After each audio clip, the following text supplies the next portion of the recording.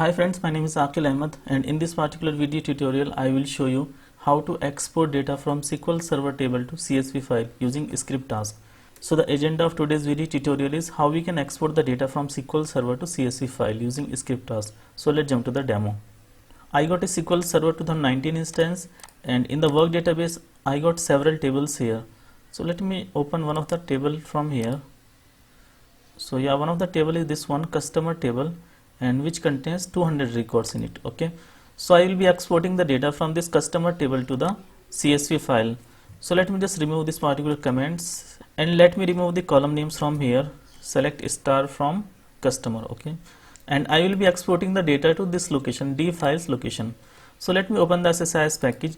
So this is my blank SSIS package that I will be using today, and we will be using the script task to export the data. So let me just drag and drop the script task into the control flow window, and maybe I can just rename this task as export data to CSV file.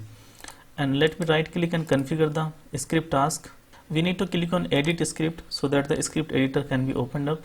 So the script editor has been opened up, and we can write our code here. So actually I have already created a function here that can export the data from any database to any CSV file. So I can copy this particular function from here, and I can paste the function here, and I will share this code with you so that you can use it in your environment as well. And I can also share the customer table along with the data in it so that you can use it as well. So let me go back to the SSIS package. So as you can see, we are getting some red lines here under like SQL connection, so it means that they are missing some namespaces. So we can click on show potential fixes, and we can add using system.data.sql client.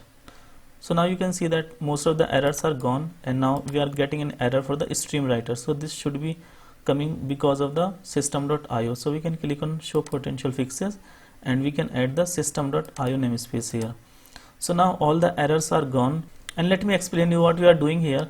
So we have made a connection to the work database on the SQL Server 2019 instance. So if you are going to execute the code on another server, so you can just paste the server name here, SQL Server name here, and the database name here, and then we are making a SQL connection, opening the SQL connection, and this is the SQL command like select star from email. So this will select the data from the email table, but for now I want to export the data from the customer table. So I can copy the table name from here, and I can just replace the email table name with the customer table name. Okay, and now I'm just doing the execute reader from here, so it will select the data from the SQL Server. Now I'm going to export the data to this particular file, d files export underscore email, but I want to export it to export underscore customer.csv file. So a new CSV file will be created at this particular location, and if a file will be already there, then the file will be overwritten.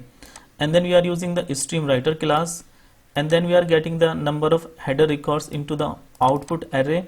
And in this particular for loop, we are actually inserting the field names into the output array. And now using the stream writer class, we are actually inserting the data into the CSV file.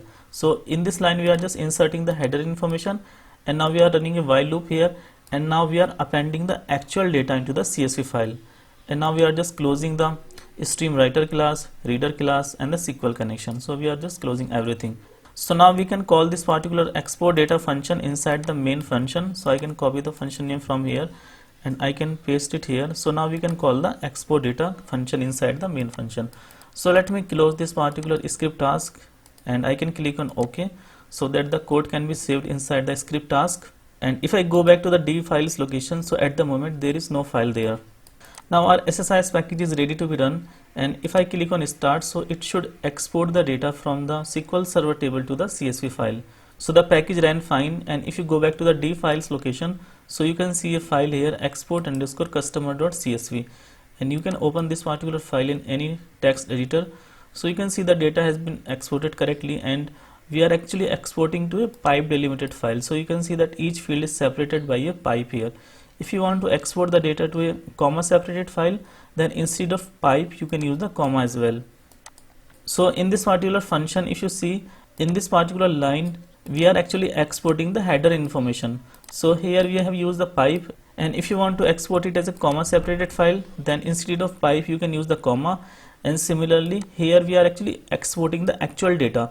So we have used the pipe here, and if you want to maybe export it as comma separated file, then you can put a comma here, so the file will be exported as comma separated file. So that's the change that you can do if you want. So I think that's it for today's video.